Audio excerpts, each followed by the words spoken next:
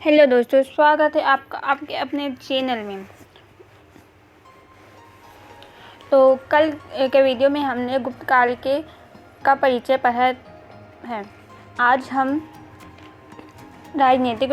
गुप्त काल की राजनीतिक व्यवस्था के बारे में पढ़ेंगे। गुप्त काल की राजनीतिक व्यवस्था को हम आज पढ़ने वाले हैं। तो शुरू करते हैं। राजनीतिक व्यवस्था। गुप्त साम्राज्य के अंतर्गत जब प्रदेशों पर गुप्त सम्राटों का सीधा शासन नहीं था, उनके अधीन अनेक महाराजा, राजा और गणराज्य थे जो आंतरिक शासन में स्वतंत्र थे। सामंतों को उनके राज्य और शक्ति के अनुसार महाराजा व राजा आदि पदों से कहा जाता था। सब सामंतों की स्थिति भी एक समान नहीं थी। आर्यभट्ट या मध्य प्रदेश के सामंत गुप्त सम्राटों के अधीन अधिक प्रभाव में थे। सदरवर्ती सामंत प्रायः स्वतंत्र स्थिति रखते थे, यद्यपि वे गुप्त सम्राटों की अधीनता को स्वीकार करते थे। राजा ही प्रशासन का मुख्य आधार था। समुद्रगुप्त, चंद्रगुप्त द्वितीय, कुमारगुप्त और स्कंदगुप्त ने महाराजाधिराज की उपाधि धारण की और अश्वमेध यज्ञ के द्वारा अन्य छोटे छोटे शासकों पर अपनी श्रेष्ठता स्थापित की। यद्यपि राजा में सर्वोच्च शक्ति निहित थी, फिर भी उससे यह अपेक्षा की जाती थी कि वह धर्म के अनुरूप कार्य करे और उसके कुछ निश्चित कर्तव्य भी थे। राजा का यह कर्तव्य था कि वह युद्ध और शांति के समय में राज्य की नीति को सुनिश्चित करे। किसी भी कारण से जनता की सुरक्षा करना राजा का मुख्य कर्तव्य था। वह विद्वानों और धार्मिक लोगों को आश्रय देता था। सर्वोच्च न्यायाधीश होने के कारण वह न्याय प्रशासन की देखभाल धार्मिक नियमों का विद्यमान रीतियों के अनुरूप ही करता था। केंद्रीय एवं प्रांतीय अधिकारियों की नियुक्ति करना भी उसका कर्तव्य था। मंत्रिपरिषद और दूसरे अधिकारीगण। गुप्त शासक मंत्रियों से सलाह लिया करते थे और सभी महत्वपूर्ण मामलों पर अपने अधिकारियों को लिखित आदेश या संदेश जारी करते थे। राज्य कार्य में सहायता देने के लिए मंत्री एवं अमात्य हुआ करते थे। मौर्य काल की तुलना में न केवल अधिकारियों की संख्या कम थी, बल्कि उस तरह की श्रेणी व्यवस्था में भी परिवर्तन दिखाई पड़ता है। मंत्रियों की नियुक्ति राजा के द्वारा की जाती थी। केंद्रीय स्तर के अधिकारियों का चयन अमात्य श्रेणी से तथा प्रांतीय स्तर के अधिकारियों का चयन कुमारामात्य श्रेणी से होता था। प्रांतीय प्रशासन। उपरिक्त प्रांतों को भुक्ति देश या अवधि कहा जाता था। भुक्ति के शासक को उपारिक्त कहा जाता था। इसकी नियुक्ति सम्राट द्वारा की जाती थी। गोफ्ता।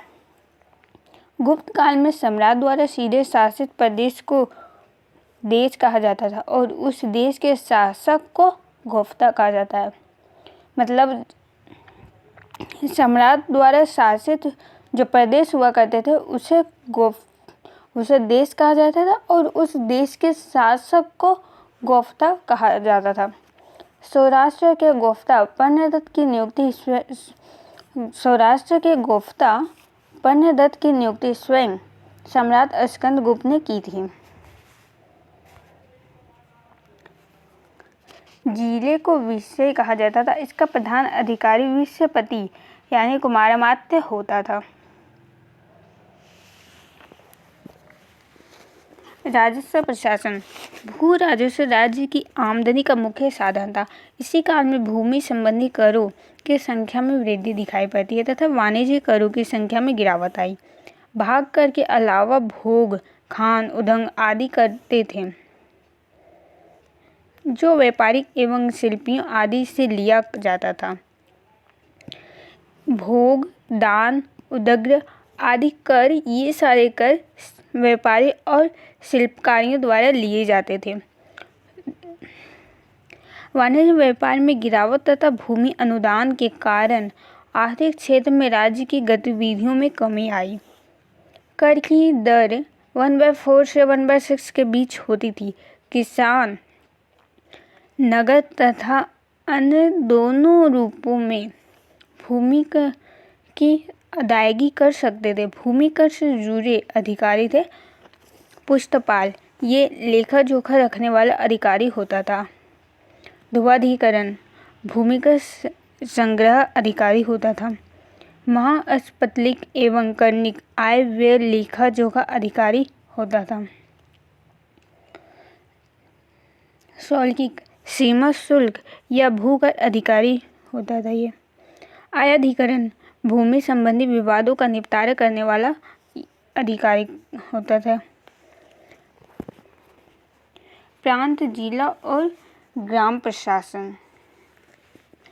प्रांत को भुक्ति शासन भी कहा जाता था। प्रांत शासन को भुक्ति शासन के नाम से भी जानते हैं।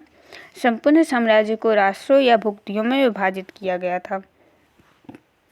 गुप्तकालीन अभिलेखों में कुछ भक्तियों के नाम भी मिलते हैं।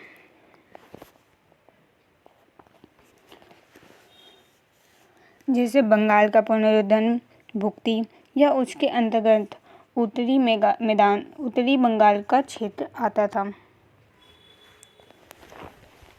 भुक्तियों पर राजा द्वारा नियुक्ति किए गए उपारिकों द्वारा सीधे साधे शासन किया जाता था। कुमारगुप्त प्रथम के समय में पश्चिमी मालवा में स्थानीय शासक बंधुवर्मन सहायक शासक के रूप में शासन कर रहा था। जिला शासन प्रांत या भुक्ति को पुनः जिलों या विषयों में विभाजित किया गया था, जो आयुक्त नामक अधिकारी के अधीन होता था और कहीं कहीं पर तो उसे विश्वपति के भी कहा जाता था।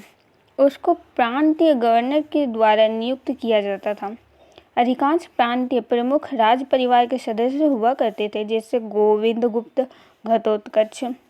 ग्राम प्रशासन की सबसे छोटी इकाई ग्राम था, जिसका प्रशासन ग्राम सभा द्वारा चलाया जाता था। ग्राम सभा ग्राम सुरक्षा की व्यवस्था करती थी, निर्माण कार्य करती तथा राजस्व एकत्रित कर राजकोष में जमा करती थी।